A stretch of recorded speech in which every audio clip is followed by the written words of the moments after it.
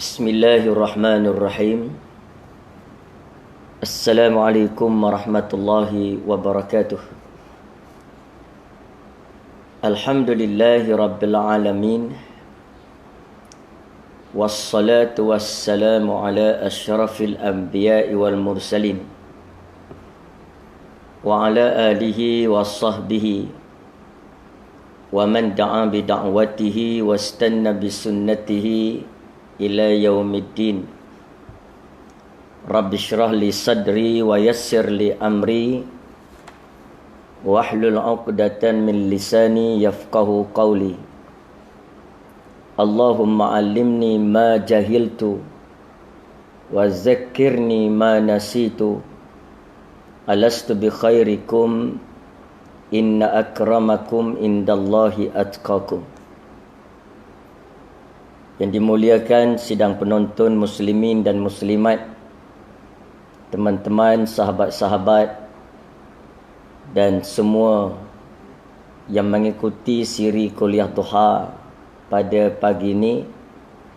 Mudah-mudahan kita semua sentiasa dalam inayah dan pertolongan Allah Subhanahu wa taala. Baik, pagi ini kita akan sambung kuliah duha khas berkenaan dengan hadis-hadis akhir zaman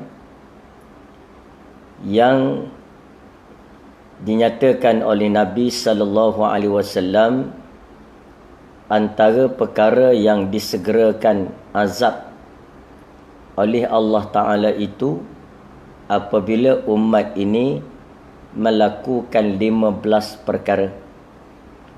Dan sepanjang dua siri yang lepas, siri yang kedua dan ketiga, kita telah membincangkan sebanyak 11 perkara. Antaranya ialah yang dinyatakan oleh Nabi, iza kanal maghnamu dualan. Yang pertama iaitu apabila harta negara beredar di kalangan pemimpin-pemimpin dan orang-orang besar dalam negara. Yang kedua, kita telah bincang dalam siri yang kedua, wal amanatu maghnaman. Apabila amanah dianggap sebagai satu peluang untuk mendapat habuan, maknanya pecah amanah. Begitu juga yang ketiga, Nabi kata waz zakatu maghraman. Apabila zakat dianggap sebagai hutang, maknanya tidak lagi zakat itu berdiri di atas paksinya. Yang keempat, wa ta'ar rajulu zaujatahu. Suami mentaati, takut kepada isterinya, maknanya queen control di dalam rumah tangga, khususnya dalam perkara yang diharamkan oleh Allah. Kelima, dalam pengajian yang siri yang ketiga, kita bincang tentang wa'aqqa ummah, iaitu berlaku durhaka kepada ibunya, wa barra sadiqahu, berlaku baik kepada sahabat dan kawan-kawan, wa jafa abahu, dan menjauhi bapanya, wa ukrimar rajulu makhafata syarrihi.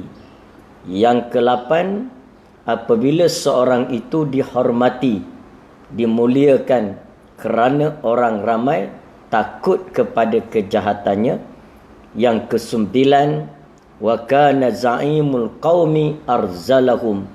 Pemimpin satu-satu kaum, satu kabilah, satu kumpulan, di mana adalah orang yang paling rendah, yang paling hina di kalangan kaum itu.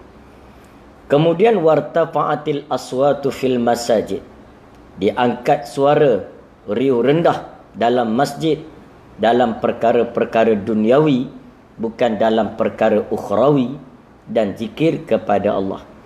Yang ke-11, dalam siri yang ketiga semalam, kita telah pun bincang, iaitu wasuribal khamru, diminum akan arak di merata-rata tempat dan di mana-mana.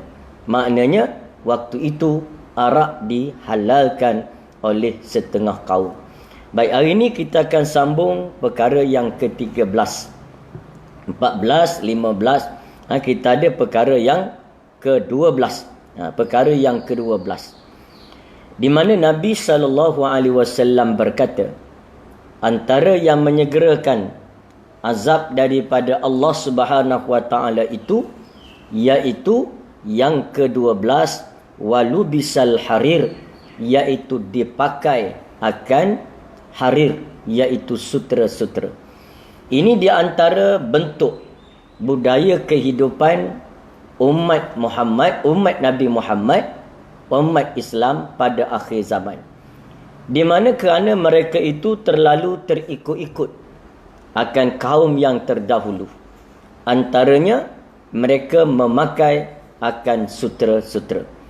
Sedangkan kita sedia tahu bahawa dalam Islam, Nabi menyebut secara spesifik sutera itu adalah haram bagi kaum laki-laki. Bagi kaum laki-laki, sutera dan emas adalah diharamkan. Ini berdasarkan kepada satu hadis daripada Sayyidina Ali bin Abi Talib karramallahu wajhah, di mana beliau berkata bahawa Nabi SAW akhadha hariran. Nabi telah mengambil sutera. Nabi pegang sutera. Faja'alahu fi yaminih. Nabi pegang dengan tangan kanan dia. Kemudian wazahaban. Nabi ambil emas. Nabi ambil emas. Lalu Nabi pegang fi shimalih, pada tangan kirinya. Nabi pegang sutera pada tangan kanan. Nabi pegang emas pada tangan kiri. Summa qala, kemudian Nabi berkata, Nabi pun kata, Nabi bersabda, annaha zaini haramun inda zukuri ummati. Nabi kata, sesungguhnya kedua-duanya ini, iaitu sutera dan emas, haramun, adalah haram, inda zukuri ummati, di sisi kaum laki-laki di kalangan umatku. Hadis ini diriwayatkan oleh Imam Ahmad. Di mana kita melihat bahawa dengan jelas Nabi SAW menyatakan bahawa sutera dan emas diharamkan kepada kaum laki-laki. Kecuali pakaian emas itu bukan dalam bentuk pakaian. Contohnya emas yang dijadikan sebagai sumbi kepada hidung. Kerana ada seorang sahabat Nabi SAW, hidung dia patah. Lalu dia ganti tempat hidung itu diganti dengan perak. Disumbi dengan perak. Lalu tiba-tiba hidungnya itu berbau. Bau busuk. Lalu Nabi berkata, mengapa engkau tidak menjadikan ia daripada emas? Ini menunjukkan bahawa sekadar untuk rawatan. Contohnya dahulu kita dapati ada kaum laki-laki di zaman-zaman dulu gigi emas. Gigi emas itu di antara kelebihannya dan fadilatnya ialah menghilangkan bau mulut. Jadi ada orang dia buat sadur, bukan dia sadur gigi dia daripada emas. Yang itu dibenarkan oleh syarak. Tapi jika dalam bentuk pakaian, maka diharamkan oleh syarak. Maknanya sutera tidak boleh dipakai oleh kaum laki-laki. Dalam satu riwayat yang lain dijelaskan tentang, dalam satu hadis yang sama daripada Sayyidina Ali tapi melalui tarik periwayatan yang lain, Nabi menambah, Nabi kata, uhilla li inasi ummati wa hurrima ala zukuriha. Emas dan perak ini Nabi pegang. Emas dan sutera ini Nabi pegang sutera pada tangan kanan, Nabi pegang emas pada tangan kiri. Lalu Nabi berkata, dihalalkan kepada uhilla li inasi ummati, dihalalkan kepada kaum perempuan di kalangan umatku. Wa hurrima ala zukuriha, dan diharamkan kepada kaum laki-lakinya. Ini di antara penjelasan tentang hukum sutera. Jadi kerana ada pun berkenaan dengan perkara lain, menjadikan emas, dijadikan daripada emas, dibuat gelas, dibuat pinggan, dibuat butang baju, dibuat apa lagi? Dibuat sudu, dibuat senduk, maka hukumnya adalah haram. Dengan tidak mengira sama ada yang mengguna dan melakukan itu laki-laki ataupun perempuan. Kerana Nabi SAW bersabda, la tashrabu fi aniyati zahabi wal fiddah wa la ta'kulu fi sihafihima fa innaha lahum fid dunya wa lana fil akhirah, rawahul Bukhari. Di mana Nabi kata, di mana jangan kamu minum dan jangan kamu makan daripada suatu yang diperbuat daripada emas, daripada aniyah, alat-alatan, bekas-bekas. Tak boleh daripada emas. Dan jangan kamu makan dalam pinggan yang dibuat daripada emas. Fa innaha lahum fid dunya. Kerana emas itu pakaian, kemegahan menggunakan emas.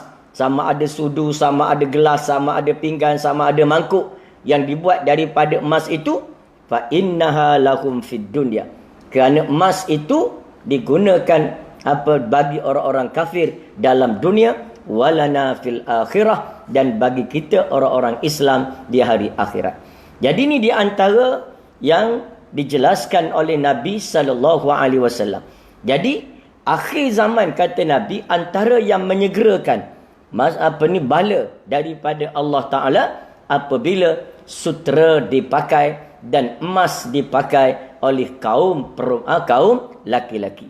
Tengok pada zaman kita sekarang, di mana sudah menjadi satu perkara yang biasa laki-laki memakai sutera yang asli, memakai sutera, walaupun di sana ada perbahasan ulama tentang sutera campuran, tapi di sana kita menyatakan bahawa sutera yang asli itu tidak ada khilaf di kalangan ulama pada menyatakan haram, dipakai oleh kaum laki-laki. Tapi hari ini itu biasa berlaku.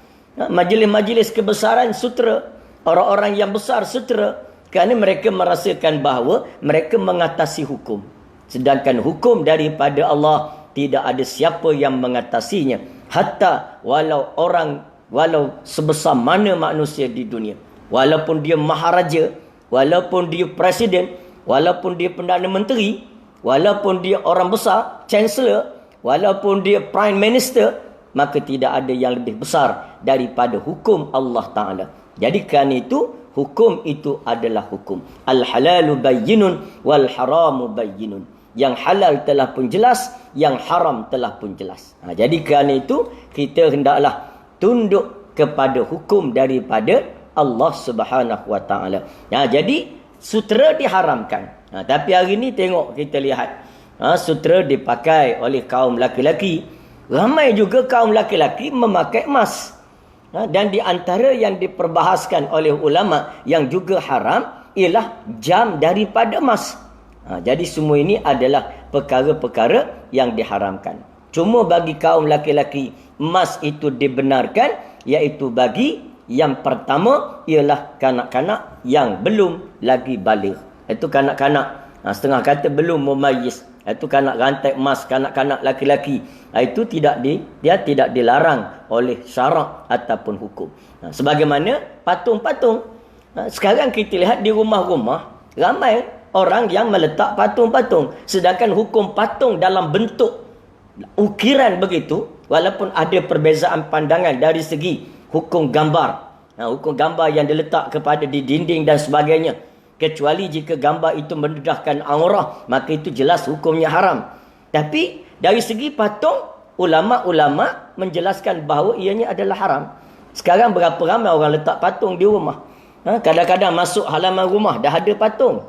Depan rumah ada kolam. Kolam tu ada air pancut. Di tengah-tengah kolam tu ada seorang. Ada satu patung. Patung kanak-kanak laki-laki. Siap dengan telanjang lagi kencing dalam kolam itu. Ini menunjukkan pada kita bahawa perkara yang telah diharamkan oleh Allah, mengapa diharamkan oleh Nabi, mengapa kita laksanakan pada zaman ini. Walaupun panjang lagi perbahasan. Ada setengah tu kata patung pimpinan yang dibuat di jalan-jalan. Contohnya kalau kita ada patung, patung-patung pembesar-pembesar negara, yang contohnya patung Abraham Lincoln dan sebagainya. Ada yang kata dibolehkan. Kerana dikata patung yang diharamkan itu patung yang disembah. Jika tidak disembah sekadar sebagai satu peringatan, maka itu tidak mengapa. Tapi itu adalah pandangan yang sangat minoriti di kalangan setengah ulama. Jadi pandangan majoriti yang jelas jumhur ulama menjelaskan bahawa hukumnya adalah haram. Ini sekarang kita lihat dalam rumah berapa banyak manusia letak patung dalam rumah. Ini kenangan. Ini patung pahlawan itu. Ini kerana saya dulu pergi bekerja di museum. Lalu pihak museum beri satu kenangan. Kenangan apa? Tengkorak kering letak dalam rumah. Ini semua perkara-perkara lara, perkara-perkara haram yang telah diabaikan perhatian oleh kita. Jadi bila dalam rumah tu ada patung, kecuali yang boleh ialah patung mainan untuk kanak-kanak.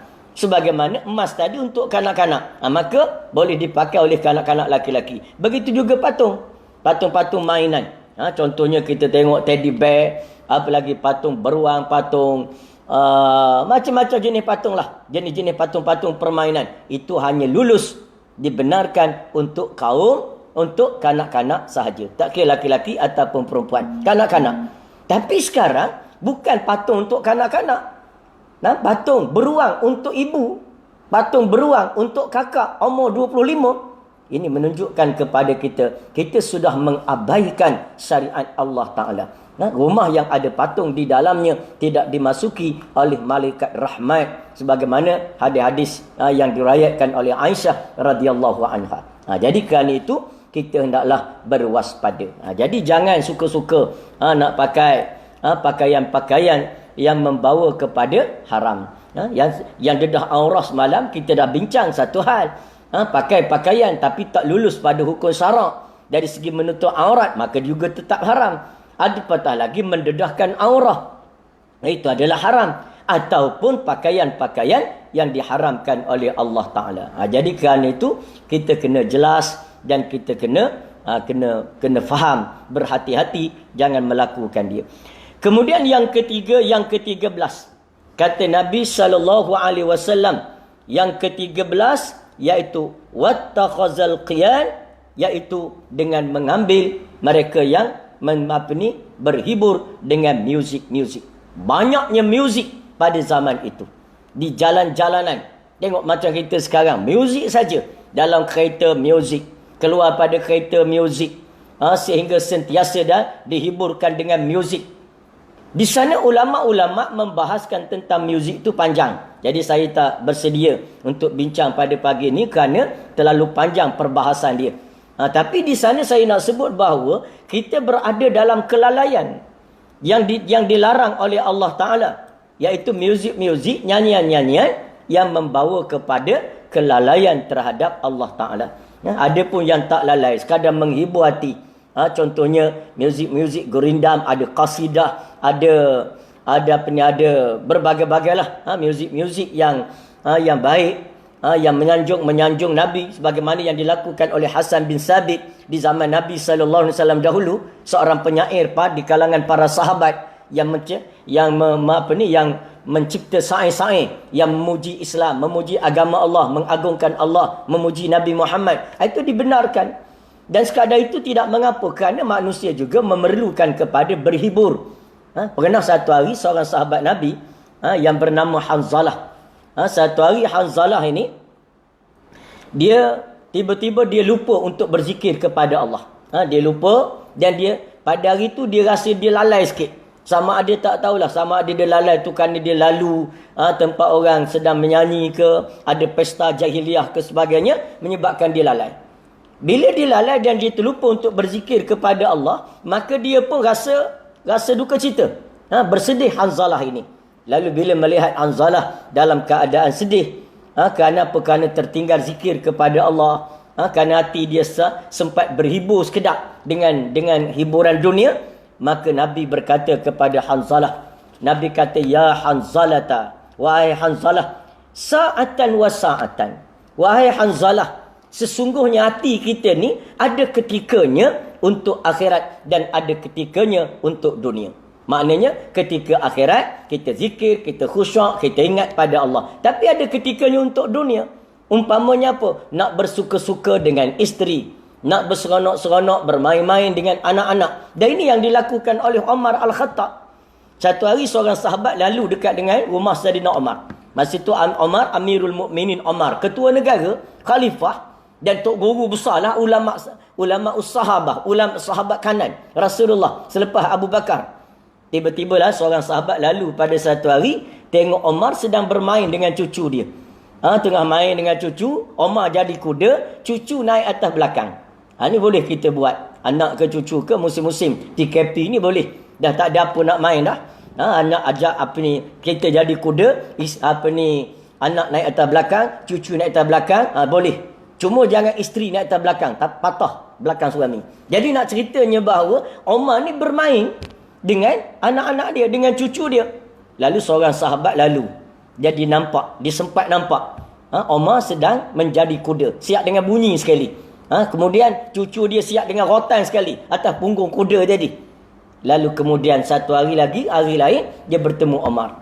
Dia kata, Umar, hari tu aku lalu, aku lihat kamu sedang bermain dengan cucu-cucu kamu. Jadi pada akulah, kata dia, lebih kurang begitulah dia cakap. Tak cantik lah. Sebab kamu tu Amirul Mukminin, kamu tu tok guru, kamu tu ulama sahabah, sahabat Nabi. Jadi main-main kuda-kuda begitu tak baiklah. Maka kata Saidina Umar kepada sahabat tadi, dia kata, kalau aku tidak pernah melihat Rasulullah bermain dengan cucunya, aku tidak akan berbuat demikian. Ini menunjukkan apa? Islam ini bukan agama yang beku, yang langsung tak boleh berhibur, yang langsung tak boleh nak berseronok, yang langsung tak boleh mengisi satu ruang daripada ruang hati untuk kita berhibur dengan dunia. Berhibur dengan dunia. Kerana banyak dunia-dunia ni Allah Ta'ala cipta untuk kita yang menjadi hiburan. Pemandangan yang cantik, hiburan.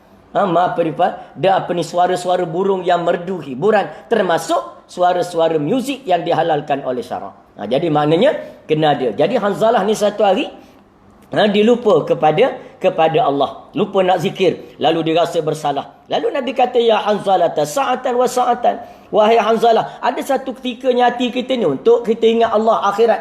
Tapi bila kita ingat, ada satu ketika untuk kita ingat kepada dunia, bergembira dengan dunia, seronok dengan dunia, tapi dengan satu syarat. Kata Nabi, iaitu walau kanat qulubukum, jika sekiranya hati kamu kama takunu inda zikri, sama dengan ketika kamu berzikir kepada Allah, la safahatkumul malaikatu hatta tusallimu alaikum fit turuq. Sehingga kata Nabi SAW, dengan syarat ketika engkau berhibur tu pun engkau tak lupa kepada Allah. Mana tak lupa tu jangan sampai maksiat.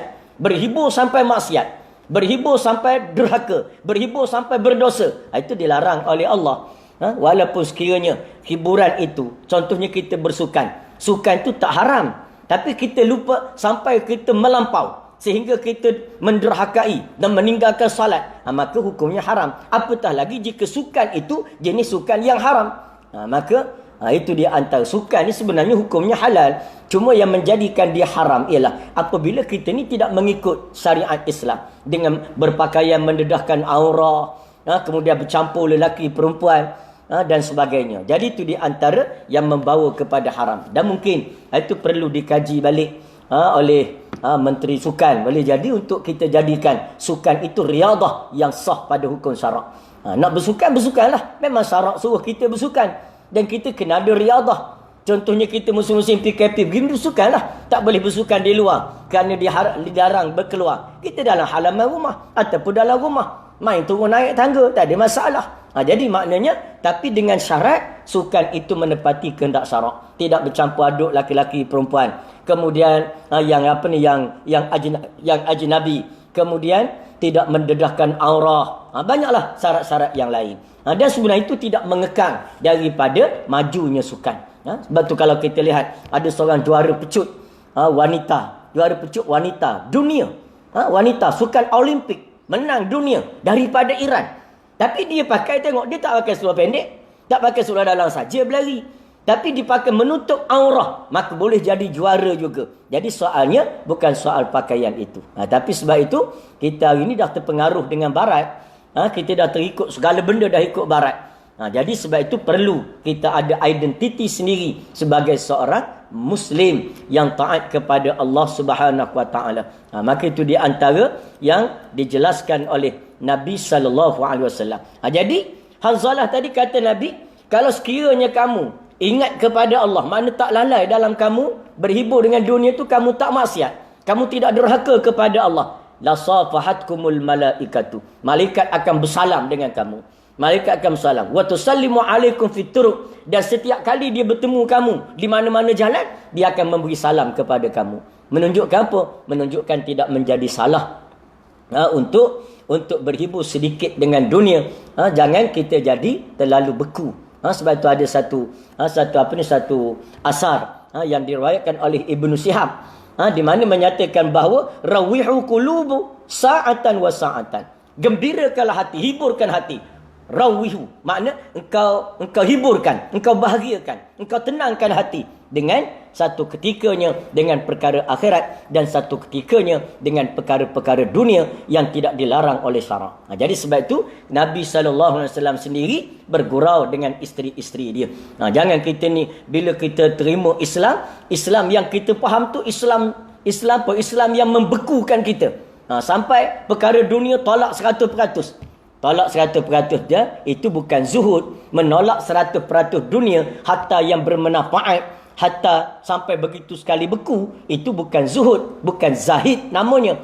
Itu adalah konsep kependeritaan yang diharamkan oleh syarak. Jadi sebab itu kita kena ada juga waktu berhibur dengan dunia kita. Jadi dunia kita ni ada waktu kita berhibur. Ada seorang sahabat Nabi SAW. Kalau kita baca dalam sejarah sahabah, banyaklah dalam sejarah sahabat ni, ada seorang sahabat nama Nu'aiman. Nu'aiman ni terkenal seorang sahabat yang suka berlawak. Maknanya dia suka buat benda yang lucu-lucu. Bukan dia buat, tapi memang dia ni tak tahulah, Allah Ta'ala lahirkan dia ni memang seorang yang suka lucu-lucu. Mana dia banyak perkara yang menyebabkan orang geli hati. Tengok, walaupun asalnya Nu'aiman ni seorang peminum arak yang tegar, seorang yang pemabuk, tapi akhirnya Nabi tetap bergaul dengan dia, dan akhirnya dia menjadi seorang sahabat yang agak rapat dengan Nabi. Kemudian dia bertaubat menjadi sahabat yang rapat dengan Nabi. Tapi pun begitu, perangai dia suka bergurau, perangai dia suka berlawak, tak tinggal hatta dengan Nabi. Pernah satu hari Nu'aim ini dia panggil dia panggil penjual madu. Dia jumpa penjual madu, lalu dia kata, minta saya madu. Saya nak hadiah kepada Nabi. Jadi penjual madu tadi berilah. Beri madu yang agak banyak. Lalu dia pun bawa madu tadi datang kepada Nabi. Assalamualaikum ya Rasulullah. Ini madu. Saya nak hadiah kepada Nabi, kepada Rasulullah. Nabi seronoklah sebab Nabi ni suka terima madu. Dia hadiahkan kepada Nabi.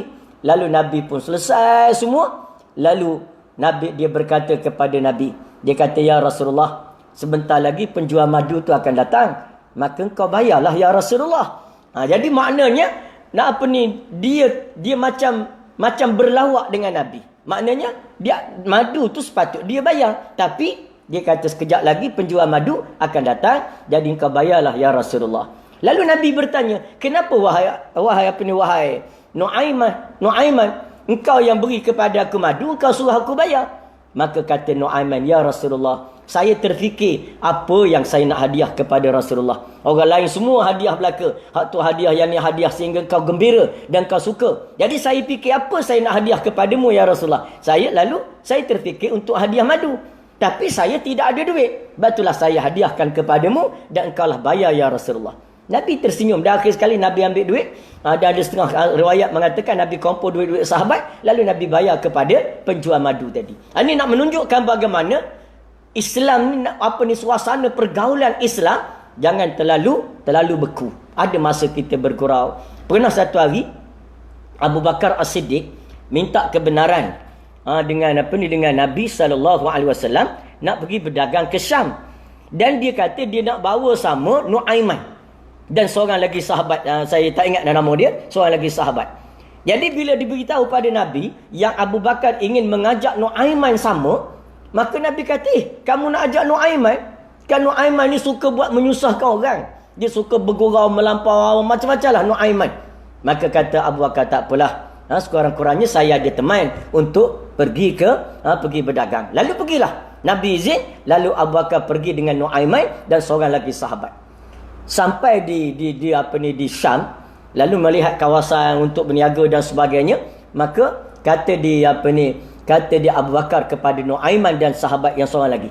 Dia kata, kamu duduk sekejap, aku nak pergi tinjau ataupun nak pergi berunding lah untuk perdagangan jual dan sebagainya. Jadi sekarang kepada Nuaiman, ikut kamulah nak buat apa? Abu Bakar kata, sebab tak ada lagi tugas apa, jadi kamu ikutlah nak buat apa, nak merayau ke, nak berjalan ke, nak apa, pulang pada kamu.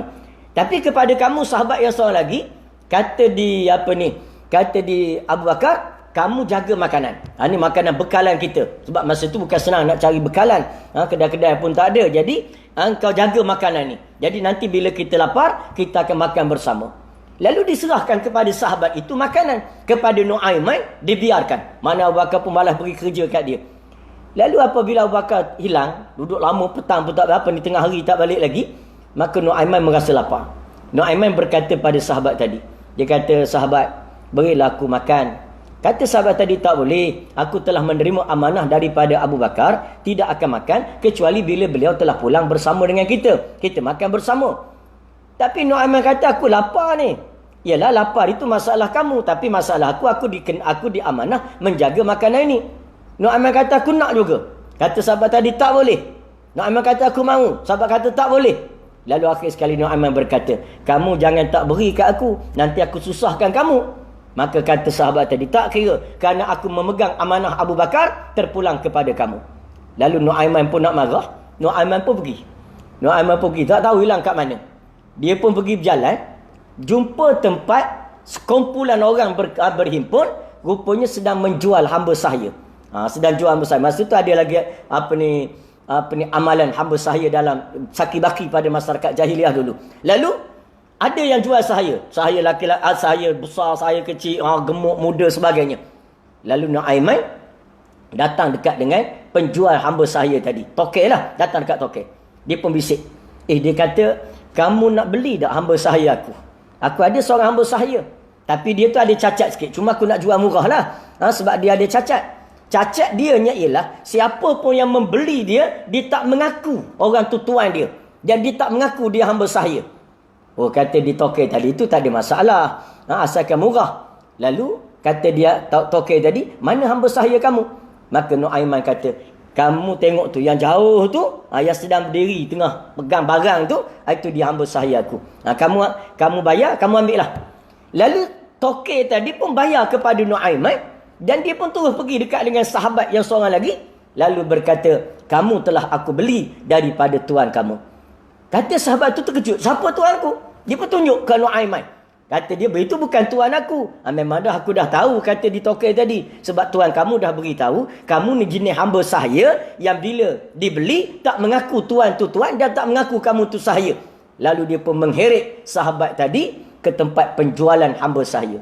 Sedang dia heret, tiba-tiba Abu Bakar balik. Abu Bakar tanya, ni apa hal? Apa hal? Kata di sahabat tadi, Nuaiman telah jual saya. Nuaiman telah jual saya, dia dapat duit, dia beli makanan. Jadi dia jual saya. Jadi Abu Bakar pun menebus, membeli balik sahabat tadi. Dia pun bayar balik pada tokek, beli sahabat tadi dan kemudian berkumpul. Lalu ditanya Nuaiman, wahai Nuaiman, kenapa kamu jual sahabat ni? Dia kata, aku lapar, aku tak ada duit, makanan ada pada dia, macam mana aku nak dapat? Kecuali aku kena jual dia. Maka ketika itu Abu Bakar ketawa, senyum Abu Bakar. Balik daripada pedagang, maka Abu Bakar cerita kepada Nabi. Setiap kali bila cerita kepada Nabi, Nabi gelak. Sehingga ada sahabat berkata sampai nampak geraham Nabi. Sukanya Nabi, ketawanya Nabi dengan perbuatan Nuaiman itu. Memang kelakar sungguh Nuaiman, kata Nabi. Memang jenis lucu sungguh. Maknanya itulah menunjukkan bagaimana suasana persahabatan para sahabat bersama dengan Nabi. Dan riwayat menyatakan bahawa selepas daripada hari itu, setiap kali Nabi nampak Nu'aiman, walaupun pada masa itu ada tetamu-tetamu lain, tapi nampak Nu'aiman, Nabi akan ketawa. Nabi tengok Nu'aiman, Nabi gelak. Nabi tengok Nu'aiman, Nabi gelak. Dan Nabi memanggil Nu'aiman duduk dekat dengan dia. Sehingga ada para sahabat yang mencela Nu'aiman. Ada sahabat ni, ada juga yang tak suka ke Nu'aiman kerana melampau dia punya gurauan dia. Melampau tak melampaunya, pernah pembesar-pembesar negara lain datang bertemu dengan Nabi, berbincang dalam rumah. Mereka ikat unta kat luar. Nu'aiman tanya sahabat-sahabat semua, kamu semua nak tak makan unta? Sahabat kata, lama dah tak makan unta. Lalu dia sembelih unta tetamu tadi. Jadi maknanya ada sahabat yang tak suka kepada Nu'aiman.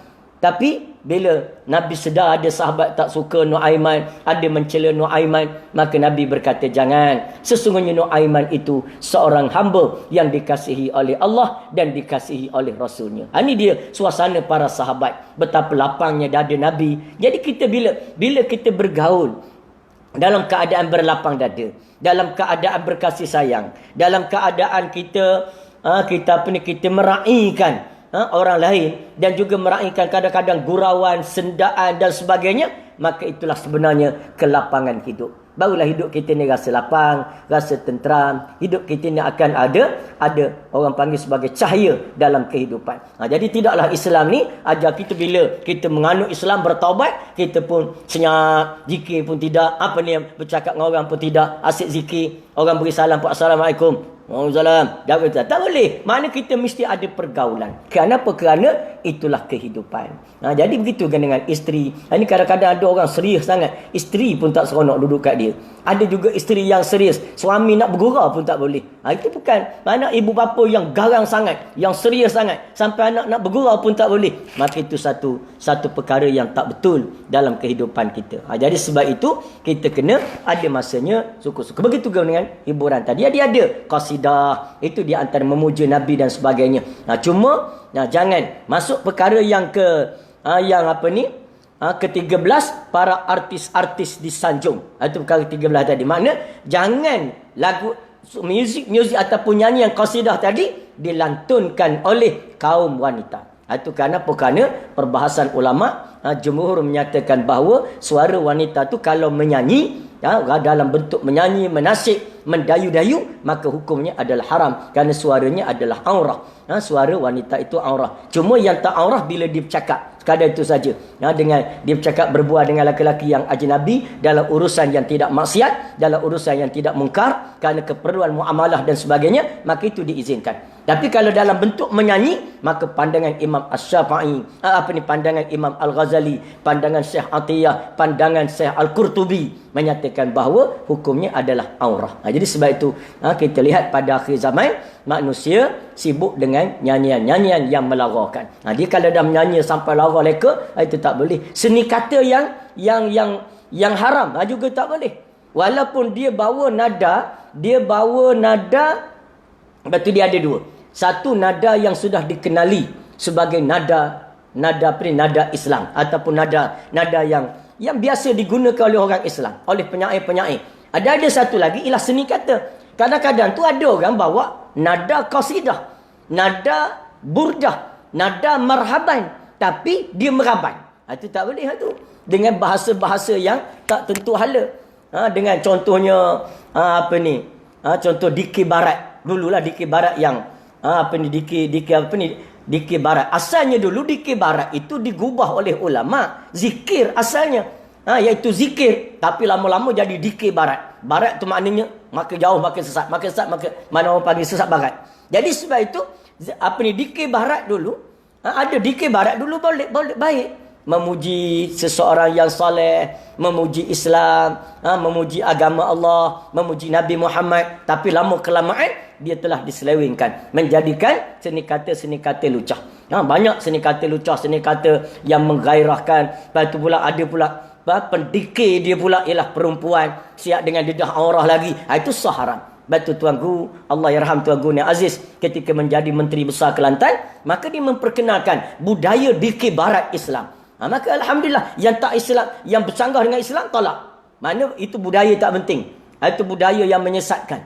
Sebab kita nak menjadikan rakyat kita rakyat yang selamat, maka di antaranya jangan lekakan mereka. Sebab sebagaimana arak itu memabukkan, menyebabkan kita hilang ingatan, maka muzik pun, kalau muzik yang diharamkan oleh Allah, dia mabuk, menyebabkan mabuk. Sehingga berapa ramai orang yang kerana muzik mereka lalai, mereka leka dan mereka buat maksiat kepada Allah Ta'ala. Jadi kerana itu ada di mana tadi muzik yang dibenarkan itu tidak mengapa. Contohnya dengan itu macam contohnya baca Al-Quran dengan ada taranum. Orang yang membaca Al-Quran secara bertaranum lebih baik daripada yang baca Quran secara tidak bertaranum.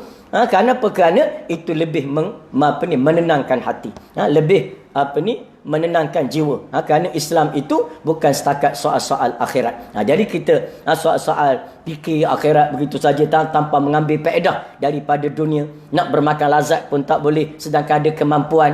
Nak berhibur sikit hati pun dengan perkara-perkara dunia yang dihalalkan tak boleh. Maka itu bukan Islam cara itu. Jadi Islam ialah agama yang meraihkan sekiranya masih dalam batas-batas yang dibenarkan oleh syarak. Jadi maknanya kaum wanita, dia kalau nak bermusabaqah Quran sebagainya, dia buat sama-sama dia. Dia buat sama-sama dia. Sebab apabila dia baca Quran, walaupun yang dibaca tu Quran, tapi itu saya sebut tadi ada dua perkara. Pertama sekali ialah nada, yang kedua ialah seni kata. Ada seni kata yang baik, iaitu Quran. Mana lagi ada seni kata yang lebih baik pada Quran? Tapi jika dialunkan dengan nada yang mendayu-dayu hingga menyebabkan tertarik kaum laki-laki yang ajnabi, maka di sana syarak melarang dia. Jadi tak ada masalah kita buat pertandingan musabaqah muslimi, muslimat dengan muslimat dan sebagainya. Dan itu tidak mengganggu soal-soal kita dalam urusan dunia. Bagaimana kita buat counter pasaraya, counter muslimi, counter muslimat, tak ganggu apa pun. Tak ada masalah. Bahkan lebih cepat lagi. Kita kaum laki-laki pergi ke pasaraya, bila ada kaunter laki-laki, lebih cepat selesai. Kenapa? Kerana di pasaraya lebih ramai perempuan daripada laki-laki. Sebab tu ada seorang berkata, jika runtuh sebuah pasaraya, yang matinya, mangsanya ialah perempuan yang ramai. Kenapa? Laki-laki tak ramai. Laki-laki dia tak minat pergi pasaraya. Yang pasaraya nak, kadang-kadang tu perempuan, kadang-kadang dia sangat minat. Dia pergi beli barang tak banyak, tapi mas round dia banyak. Jadi sebab itulah kita sebagai umat Islam, maka kita hidup dalam suasana yang dikendaki oleh syarak. Mana ada soal-soal agama, ada soal akhirat, ada soal-soal dunia. Batulah dalam syarak, nikah kahwin, sunat diadakan walimatul urus, walimah, kena sunat. Sunat diadakan. Kenapa? Kerana kalau kahwin saja tak ada walimah, sah tak? Sah, tak ada masalah. Tetapi soalnya Islam juga nak mengembirakan kita. Pernah satu hari Nabi pada hari raya, Nabi tengok Nabi tengok ada kumpulan pemuda-pemuda ataupun adalah budak-budak remaja bermain ketuk-ketuk ting ke ketuk-ketuk begitulah. Lebih bukan bekas-bekas bekas-bekas berjana ketuk benda tu, ketuk benda jadi muzik. Lalu Nabi tengok Nabi tengok, Aisyah tengok, dan Nabi tidak melarang Aisyah. Ini menunjukkan bahawa ada masa juga kita berhibur. Tapi jangan melampau lah. Atau jangan melampau. Ini berhibur sampai seni kata lagu maksiat. Atau contoh daripada seni kata lagu-lagu barat. Itu kebanyakannya maksiat lah. Yang itu contoh dulu zaman saya ingat pada zaman tahun 80-an dulu. Kumpulan apa tu? Bonnie M. Kumpulan macam-macam lah daripada barat tu. Kadang-kadang tu Bonnie M tu dibawa lagu Yahudi. Antaranya lagu Yahudi yang dibawa tu apa? Seni kata yang memuja dan memuji Yahudi. River of Babylon tu apa? River of Babylon. Itu makna lagu-lagu yang memuji bangsa-bangsa Yahudi, membangkitkan semangat mereka untuk bangun daripada penindasan selepas daripada berlakunya peristiwa Holocaust. Jadi ini semua adalah perkara-perkara yang perlu dilihat oleh kita. Jadi nak nasib lah. Nasib boleh nasib laki-laki. Laki-laki, perempuan tak payahlah. Jadi mana laki-laki nasib. Lepas tu apa lagi, seni kata yang baik. Itu cantik tu. Kita ada dulu ada ada kumpulan Raihan, kumpulan Brothers, kumpulan Rabbani, Hijaz. Ini semua sebagai satu rempah ratus melengkapkan kehidupan manusia di muka bumi, iaitu dengan berhibur tapi tidak lupa kepada Allah Subhanahu Wa Taala dan kepada Nabi sallallahu alaihi wasallam. Maka di akhir zaman kata Nabi sallallahu alaihi wasallam, yang di antara menyegerakan bala daripada Allah, iaitu mereka mengambil, iaitu yang menyegerakan bala daripada Allah Ta'ala, iaitu wartafa, yang diantaranya ialah wattukhizal ma'azif, iaitu mereka mengambil muzik dan penyanyi-penyanyi wanita. Ini maknanya, tengok kita sekarang, penyanyi-penyanyi artis disanjung lebih daripada ulama. Ini kerana kita hidup dalam dunia jahiliah. Kita membangunkan budaya bangsa dengan budaya jahiliah. Jadi tidak hairan perkara yang berlaku dalam alam jahiliah maka berlaku dalam alam kita, walaupun kita namanya Melayu, walaupun kita masih lagi solat, walaupun kita masih lagi puasa. Tapi kerana kita dibesar, kita membangunkan budaya ini dalam lingkungan tiupan roh budaya barat, maka kita akan lihat artis-artis lebih dimuliakan daripada para alim ulama. Artis tengoklah. Selalu berita mereka selalu keluar muka depan. Artis kahwin, keluar berita. Artis dapat anak, keluar berita. Artis bercerai, keluar berita juga. Artis mati, keluar berita. Ulama tak ada sangatlah. Ulama mati baru ada keluar berita. Itu pun ulama yang terkenal. Mana cerita mati. Cerita lain tak ada pada ulama. Ulama kahwin, keluarga ulama, mana ada pendedahan sangat. Sedangkan perlu ditiru oleh masyarakat, perlu diikut oleh masyarakat. Tapi kerana kita hidup dalam budaya tadi yang benar, perkara yang sepatutnya kita highlightkan tidak di-highlightkan. Kenapa? Kerana budaya kita hidup tadi. Sebab tu kata Nabi sallallahu alaihi wasallam, Nabi menyatakan bahawa dunia kita ni pada akhir zaman ni, satu hadis, matan dia saya lupa matan dia, tapi satu hadisnya mafhumnya lebih kurang satu hadis daripada Abu Hurairah radhiyallahu anhu, riwayat daripada Hakim, di mana kata Nabi sallallahu alaihi wasallam, apabila umat Nabi ni, umat aku, bila umat aku ni pada akhir zaman akan ditimpa penyakit, iaitu penyakit umat yang terdahulu. Mana umat dulu ada penyakit itu, umat Nabi Muhammad ini pada akhir zaman ada penyakit itu. Lalu sahabat bertanya, apakah penyakit itu ya Rasulullah? Lalu Nabi kata, yang pertama ialah terlalu banyak berseronok. Ini mana Nabi sebut terlalu banyak berseronok. Makna berseronok itu dalam rangka syarak dibenarkan. Sehingga orang dapat menantu kahwin, perlu ada walimah, seronok, nak menyatakan, nak beritahu orang ramai, saya dah ada menantu, nak beritahu orang ramai, ini suami pada anak saya, ini isteri anak saya, supaya nanti kalau nampak dia berjalan berdua-duaan, maka jangan ada fitnah. Kenapa? Kerana ini mereka sudah suami isteri, pertama. Yang kedua, kerana nak bergembira, panggil kawan-kawan ramai-ramai dengan kerana kenuri, ada kawan lama tak jumpa datang, ada begitu begini, bermesra sebuah kampung. Itu di antara cara Islam. Maknanya dibenarkan oleh hukum syarak. Jadi terlalu banyak seronok, itu sifat kaum terdahulu yang ditiru oleh umat Nabi Muhammad pada akhir zaman. Cari jalan nak seronok saja. Seronok saja 24 jam seronok. Lagu tak kat telinga ni, pakai earphone. Dia pun tak pakai dah, kecil-kecil ni macam biasa. Tu yang besar tu macam besing letak kat telinga. Kenapa? Tak nak terlepas daripada berhibur. Ini manusia akhir zaman. Manusia yang dah makin lalai daripada ayat-ayat Allah Ta'ala. Kalau dengar jauh-jauh, letak sound jauh, bimbang termasuk lagi dengar benda lain. Ni tak nak dengar tu saja, letak sumbat kat telinga. Jadi sebab itulah kita pada akhir zaman terlalu banyak nak berseronok. Seronok, gembira dan sebagainya. Jadi sebab itu jangan kita hendaklah sentiasa terikat dengan peraturan Allah. Yang kedua, terlalu bermewah. Ini umat dulu, umat akhir zaman pun begitu, terlalu nak bermewah. Lepas tu kita sekarang terlalu nak bermewah-mewah. Kalau hidup kita ni mengikut keperluan, insya-Allah hidup ni tak susah. Yang jadi susah ni bila kita nak bermewah. Kalau kita hidup, pertama, kita ambil dunia, pertama sekadar yang kita mampu. Yang kedua, kalau kita mampu sekadar keperluan. Dua perkara. Kalau kita ambil dunia ni sekadar kita mampu dan sekadar apa yang kita perlu, tak susah dunia ni. Tak susah. Itu yang duk mengadu susah, hutang sana hutang sini, ada masalah, akhir sekali bawa ke mahkamah, diheret masuk penjara, lokap 2-3 malam. Ini kerana apa? Bukan kerana tak boleh makan, bukan kerana mereka mencuri kerana sukar untuk makan, tidak. Tapi mereka mencuri kerana ingin kemewahan. Tuan-tuan tengoklah bagaimana yang pecah amanah. Yang pecah amanah, kes-kes pecah amanah tu bukan kerana biasa. Yang gaji 200 sebulan yang tak cukup makan sehingga terpaksa mencuri kertas daripada pejabat, mencuri duit pejabat. Bukan. Yang pecah amanah tu semua orang yang besar-besar. Kadang-kadang tu jutawan pecah amanah. Yang kaya, rumah 4-5 buah dah ada. Kereta jangan cerita. Pendapatan berapa puluh ribu sebulan. Itu yang pecah amanah. Jadi dunia jadi susah kerana apa? Jadi susah kerana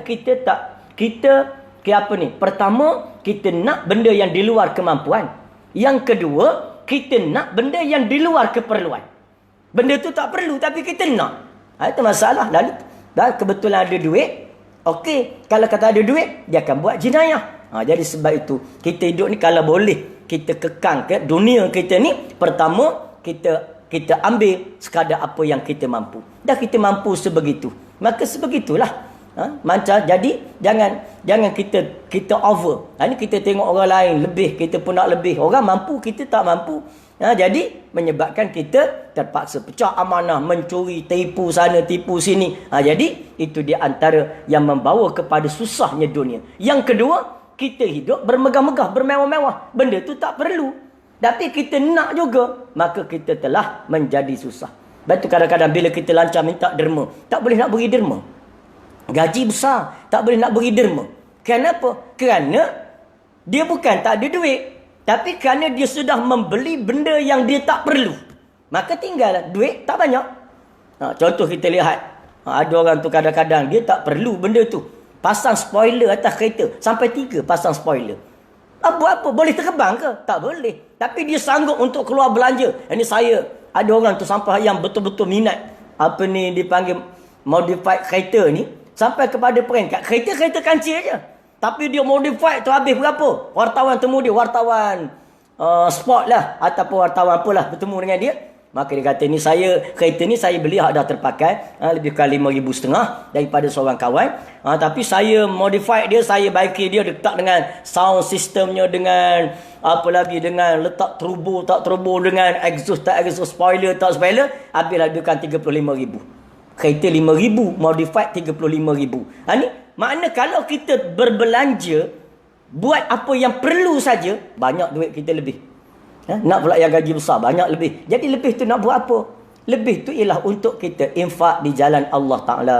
Kerana kita kena ingat, syurga ni 2 perkara je boleh beli syurga. Yang pertama harta, yang kedua diri.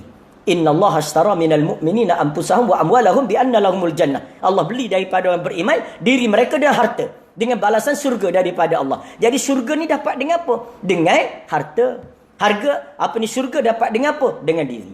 Jadi kita kena ingat, harta yang Allah Ta'ala suruh kita cari. Ya Allah, galak dalam Islam suruh cari harta. Islam ni menggalakkan kita cari harta. Bekerja. Cari harta yang digalakkan oleh Islam untuk apa? Untuk infak. Untuk bekalan akhirat. Untuk kita buat sesuatu yang boleh menjadi simpanan akhirat. Kalau sekadar untuk makan, tak payah Tuhan suruh. Kalau sekadar carilah harta untuk kamu makan, itu tak payah ada hadis. Kenapa? Kerana orang yang tak ada Nabi, yang tak ada agama, dalam hutan rimba sana, tahu nak cari makan. Tapi yang Islam suruh kita cari harta, ialah untuk kita berbelanja di jalan Allah. Supaya surga itu dapat dibeli dengan harta. Justru ada orang yang tak cukup. Kenapa? Kerana mereka berbelanja lebih, nak mencari kemewahan. Tengok ada orang yang jenis, orang minat pada mewah ni, kadang-kadang dia miskin je, tapi jenis hati. Hati tu minat mewah. Pakai pakaian mesti branded. Beli pakaian. Beli bukan dekat-dekat. Bukan pasar raya, pasar minggu. Bukan Pekasari tu Merloh. Bukan pasar minggu Gombak. Mereka beli mana? Mereka beli di pasar raya Bukit Bintang. Tak main ni bukit biasa ni. Bukit Belacan tak main. Main Bukit Bintang. Pasar raya hebat. Beli baju apa? Beli baju tu ada branded, ada jenama. Beli baju tu ada krokodil. Ada krokodil tu. Kecil je gambar tu. Berapa harga? 450. 450 beli. Baju yang sama dijual di pasar minggu, di pasar malam, di tempat dengan tempat dengan bandar, baru harga RM25 ataupun RM15. Setengah tu kadang-kadang RM10. Tengok. Jadi kita beli mana? Boleh kita pakai hal tu, tak ada masalah. Gosok-gosok kita iron, lepas tu kita basuh, cantik juga. Tapi nak beli hal mana? Cumanya yang di pasar minggu tak ada gambar buaya lah. Yang ada buaya tu di Bukit Bintang, harga RM450. Tengok kat pasar minggu, harga RM10. RM10. Maknanya kita sudah rugi berapa? Kita dah rugi RM440. RM440 tu kita beli apa sebenarnya? Bukan beli baju tu. Baju tu harga RM10. Dah tu kita beli apa? Kita beli kesombongan. Itu makna kita beli kesombongan. Beli buaya tu seekor. Kecil je buaya. Ada sebesar kepala bolpen. 440. Cerdik ke bodoh kita beli buaya sekecil itu 440. Baik beli buaya betul besar. Ini makna nak menunjukkan kepada kita bahawa sifat suka bermegah-megah dan bermewah-mewah merupakan penyakit umat terdahulu yang melanda umat Nabi Muhammad sallallahu alaihi wasallam. Jadi hari ini kita cuba kekang kehidupan kita ni, dunia kita, harta kita yang ada, hanya beli apa yang kita mampu dan kita beli apa yang kita perlu. Yang tak perlu, kita simpan, kita buat benda lain. Untuk perbelanjaan anak, buat perpustakaan kat rumah, anak-anak kita nak guna nanti, kita mati anak guna, anak mati cucu guna, ataupun belanja untuk bangunkan sekolah, binaan, buat masjid. Orang lancar derma nak bina masjid, kita beri bina masjid. Sebab satu batu bata yang diberi untuk membina rumah Allah akan dibina sebuah mahligai di dalam syurga. Jadi itu peluang kita nak buat kebajikan. Nak buat kebajikan. Ini tak ada duit. Dah lah tak ada duit. Kedekut pula. Duit bukan tak ada, habis. Kerana kita berbelanja nak bermewah tadi. Habis. Duit tu habis. Jadi, kita kedekut pula. Berapa ramai orang singgah di masjid, buang air kat tandas. Tepi tandas tu ada satu peti. Peti tabung derma tandas. Sila derma pada tabung ini untuk memastikan tandas ini bersih. Dia beri tak? Tak beri. Hak kedekut tak beri. RM1 pun tak beri. Berak banyak. Ini masalah kita. Jadi sebab itulah kita kena ingat bahawa kita mesti menggunakan semua peluang kita yang ada dari segi harta berbuat kebajikan kepada Allah. Berbuat kebajikan di jalan Allah Ta'ala. Betul seorang. Kadang-kadang kita akhir zaman ni kenapa? Hati kita susah nak ingat akhirat. Susah nak ingat akhirat. Susah kata ketika di luar daripada program Islam. Dalam program Islam pun, dalam tak solat pun susah juga ingat akhirat. Dalam zikir pun susah juga ingat akhirat. Baca Quran pun susah juga ingat akhirat. Kenapa? Kerananya seorang sahabat pernah bertanya kepada Nabi. Dia kata, ya Rasulullah, macam mana kami ni susah sangat nak ingat akhirat? Mana sahabat dulu, padahal sahabat tu warak belaka dah, tapi susah lagi nak ingat akhirat pada mereka. Lalu macam mana kami nak ingat akhirat? Lalu Nabi SAW berkata, kalau kamu nak hati kamu ingat pada akhirat, kamu campak sesuatu yang kamu suka, sesuatu yang hati kamu suka. Hati kamu suka apa? Maka kamu ambil benda hati kamu suka itu, kamu campak ke akhirat. Nescaya hati kamu akan mengikutinya ke sana. Ini maknanya, contohnya macam ni. Kita nak ayam kita ada ayam kampung, duduk kat kampung. Kita ada ayam kampung, kita nak ayam kita makan kat mana? Kalau kita nak ayam kita makan, ayam kita selalu naik ke dapur. Biasalah orang kampung, ayam masuk dapur. Masuk dapur, makan nasi atas kuali, dalam periuk sebagainya. Jadi kalau kita nak ayam tu makan di luar, kita nak buat macam mana? Kita biasakan ambil beras, tabur kat luar. Ambil beras, tabur kat luar. Tiap-tiap hari. Lama-lama ayam tu dia akan ikut ke sana. Mana di mana beras itu pergi, dicampak, ditabur, maka di situlah ayam itu pergi. Maka begitu hati kita. Hati kita kasih pada apa? Kasih pada dunia kan? Maka ambil dunia, campak ke akhirat. Buat kebajikan. Mana buat kebajikan, buat amalan soleh, infak di jalan Allah, maka niscaya hati akan cinta kepada akhirat. Itu makna Nabi ajar cara dia. Dia tak adalah cara lebih baik pada cara yang Nabi ajar. Maka dengan tu kita tinggalkan sifat suka bermewah-mewah dalam perkara dunia. Jadi kita apa? Kita gunakan dunia hak lebih tadi. Dah kebetulan kita lebih. Sebab Islam suruh cari. Lepas tu kita pula guna tak banyak. Tentu banyak lebih. Maka guna lebih itu untuk buat kebajikan. Bantu anak-anak yatim, fakir, miskin. Ini musim kita sekarang pula musim orang tak boleh nak keluar daripada rumah. Maka ini dia antara peluang-peluang untuk kita berbuat kebajikan. Kemudian Nabi SAW berkata, menghimpun harta sebanyak mungkin. InsyaAllah kita akan sambung pengajian kita pada esok. Iaitu dalam perkara 15 perkara yang membawa kepada balak tadi. Telah pun sampai kepada perkara yang ke-13. Cuma kita tinggal lagi 2, iaitu perkara yang ke-14, perkara yang ke-15, walu'ina akhiri hazihil ummah awwaluha, iaitu umat yang umat yang akhir macam kita sekarang melaknat umat yang terdahulu. Banyak sangat tak betul umat terdahulu, siap dengan laknat lagi. Ada setengah ulama berkata maksud hadis ini ialah umat yang akan datang lepas pada zaman Nabi itu ialah melaknat para sahabat-sahabat Nabi.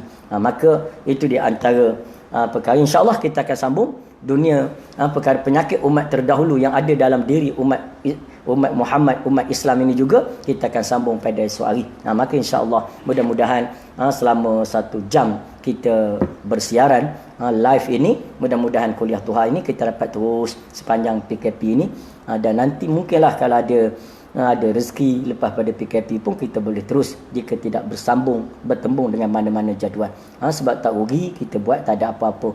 Tuan-tuan menonton saja, tak perlu bayar. Cuma tuan-tuan perlu bayar data telefon tuan-tuan masing-masing lah. Itu saja. Di mana tak ada apa-apa. Kita sekadar untuk berkongsi, memanfaatkan waktu dan untuk kita mendapat kelebihan, iaitu kelebihan majlis ilmu. Sebab berada sesaat dalam majlis ilmu lebih baik daripada menunaikan salat sunat sebanyak 100 rakaat. Jadi insya-Allah berdoa banyak-banyak, mudah-mudahan PKP ini akan berakhir betul-betul 14 April dan kita dapat menyambut Ramadan dalam keadaan sudah tidak lagi dikawal pergerakan. Jadi senang kita nak bergerak, kita nak Ramadan biasa, Ramadan yang telah kita lalui, dan insya-Allah mudah-mudahan tahun ini menjadi Ramadan yang terbaik kepada kita, kerana kita dah kena uji dah, maka takkan lalai lagi. Kita dah kena uji oleh Allah, maka kita dekat dengan Allah Ta'ala, maka bawa program dekat dengan Allah ini sepanjang kehidupan kita.